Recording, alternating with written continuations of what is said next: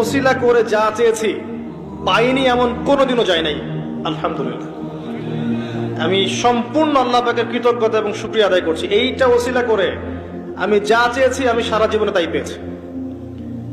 এবং আমি বিশ্বাস করি আমি যা পেয়েছি, এই বয়সে আমি যা পেয়েছি, আল্লাহ পাক কোটি কোটি মানুষকে তা দেন নাই।